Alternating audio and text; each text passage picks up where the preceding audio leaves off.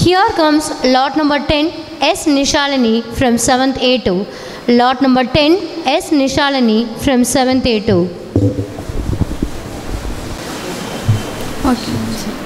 அன்னை மொழியே அழகான செந்தமிழே முன்னைக்கும் முண்டே முகிழ்ந்த நறுங்கனியே கன்னி குமரி கடல் கொண்ட நாட்டிடையில் மன்னி அரசிறந்த மண்ணுலக பேரரசே தென்னன் மகளே திருக்குறளின் மாண்புகளே இன்னரும் பார்ப்பது ஏன் தொகையே நற்கணக்கே மண்ணுஞ்சிலம்பே மணிமேகலை வடிவே முன்னும் நினைவால் முடிதால வாழ்த்துவோமே என சொல்லி செம்மொழியாம் தமிழ் மொழியை முதலில் வணங்குகிறேன்.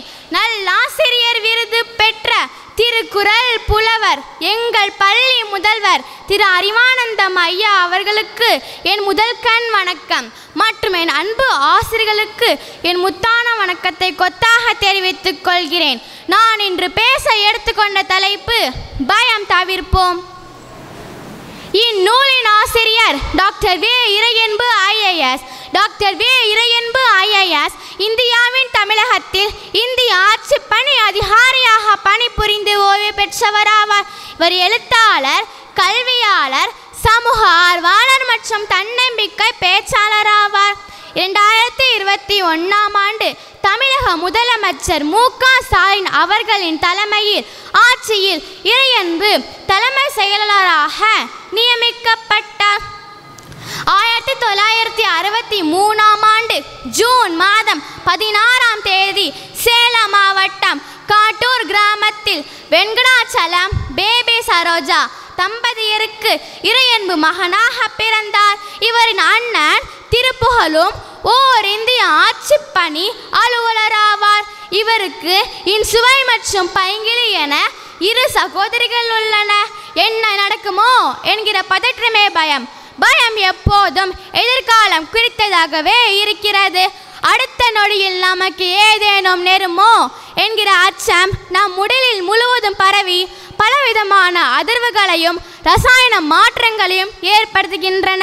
கொல்ல வருகின்ற சிங்கத்தை பார்த்தால் கூட அது அடுத்த நொடி நம் மீது பாய்ந்து விடுமோ என்கிற எண்ணமே நம்மை பதற்றப்பட வைக்கிறது. நடந்து கொண்டிருக்கும் பிரச்சனைகளை பற்றி கவனம் செலுத்துவதை விட அதனால் தம்முடைய எதிர்காலத்திற்கு ஏற்படுகிற பாதிப்புகளையே மனம் பட்டியலிடுகிறது. உண்மையான பாதிப்பு வருகிற போது ஏற்படுகிற வருத்தத்தை காட்டிலும் அது குறித்து சிந்திக்கிற போது ஏற்படுகிற பயம் அதிகமாகவே இருக்கிறது.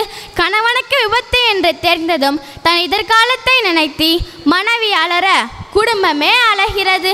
அந்த விபத்திலிருந்து எப்படி சமாளித்து வெளியேறுவது என்பதெல்லாம் அதற்கு பின் நடக்கின்ற சிந்தனை தொடர்ச்சி. தேர்தல் முடிவு வந்ததும் கட்சியின் எதிர்காலம் குறித்தே தலைவர்கள் கவலைப்படுகிறார்கள்.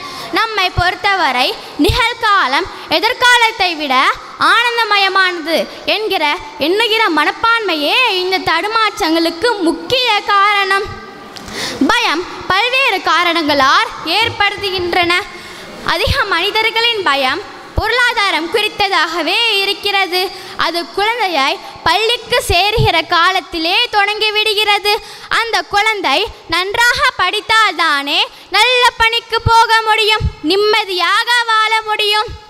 இப்போது இருக்கின்ற வசதிகளாவது நீடிக்க குறைஞ்சபட்ச கல்வி தகுதியாவது அவசியமாகிறது என்றெல்லாம் பெற்றோர் படுகிற கவலையே அவர்கள் குழந்தை வளர்ப்பில் முக்கிய பங்கை வகிக்கிறது என சொல்லி வாய்ப்பளித்தமைக்கு நன்றி கூறி விடைபெறுகிறேன். நன்றி, வணக்கம். பயம் தவிர்ப்போம் என்ற நூலை இயற்றிய இறையன்பு நூலை பற்றி தெளிவாக எடுத்துரைத்த மாணவி நிசாலினிக்கு வாழ்த்துக்கள்.